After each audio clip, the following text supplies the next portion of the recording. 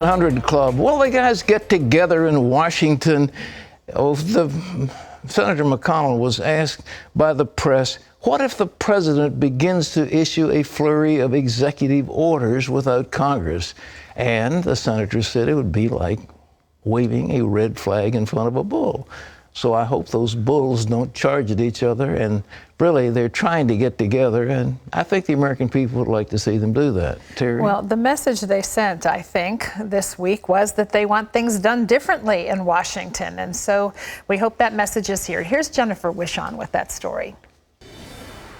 One day after his Democrat allies fell out of power on Capitol Hill, President Obama responded with some faint praise. Obviously, Republicans had a good night, and they deserve credit for running good campaigns.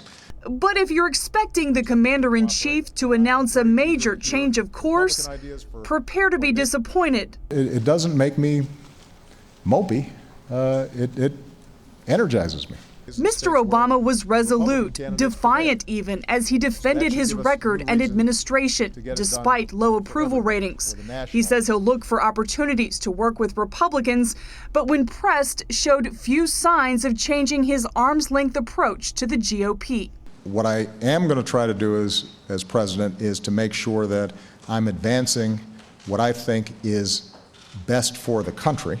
He also doubled down on his plans to craft an executive order on immigration, a move sure to sour any bipartisan goodwill. It's like waving a red flag in front of a bull to say, if you guys don't do what I want, I'm going to do it on my own.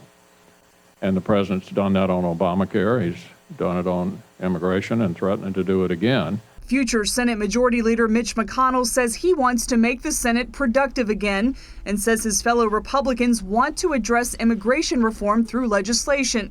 If they do, President Obama says he'll withdraw his executive action. If, in fact, there is a great eagerness on the part of Republicans to tackle a broken immigration system, then they have every opportunity to do it.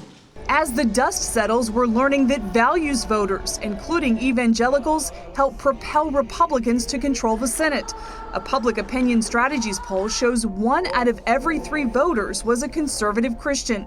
It's larger than the African American vote, the Hispanic vote, the union vote, and the gay vote combined. So I think the message is there's no Republican wave in 2014.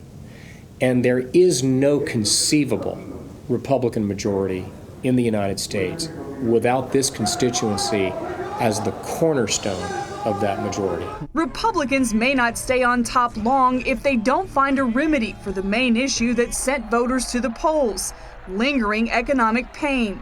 Americans plagued by the economic recession sent the president to the White House in 2008.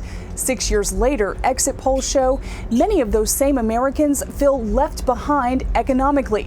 And those voters supported Republicans 2-1.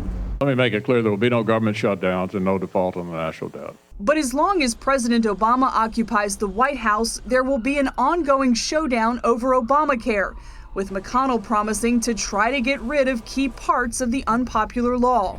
I think we will be addressing that issue in a variety of different ways. And the president saying he'll be on the other side of that fight. There are certainly some lines I'm going to draw. Repeal of the law, I won't sign. So while there's talk now of bipartisanship, there are also signs the deep divides between the two sides isn't likely to go away in the last 2 years of the Obama presidency. Jennifer Wishon, CBN News, the White House. Thanks, Jennifer. I think everybody has to keep in mind that the reason that there was a major shift in the election is that the people didn't want the Democrats, they wanted the Republicans. They didn't. That's why the Senate went from the Democrats to the Republicans. And that's why I understand that there are now more Republican legislators in the states than there have been at any time since the 1920s. And the Republicans picked up a couple of key gubernatorial races and held on to some others in some so-called blue states. It was just remarkable what they did.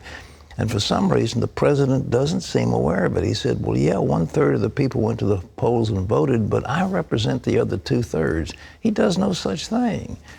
They just didn't like him, and he won't admit it. That's, what do they call it, cognitive dissonance? There are all kinds of names they give that, but he doesn't want to admit what's there. But I think the Republicans are taking a very cautious attitude, which I think is wise.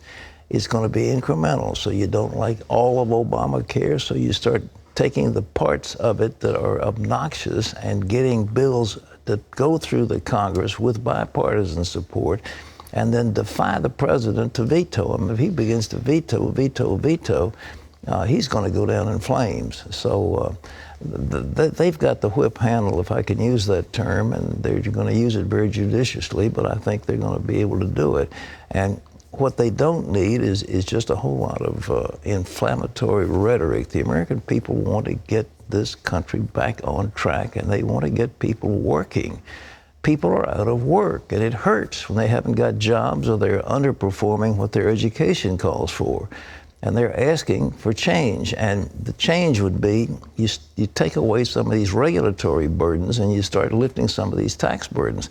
And that's what the governors have done in state after state, especially in the Midwest.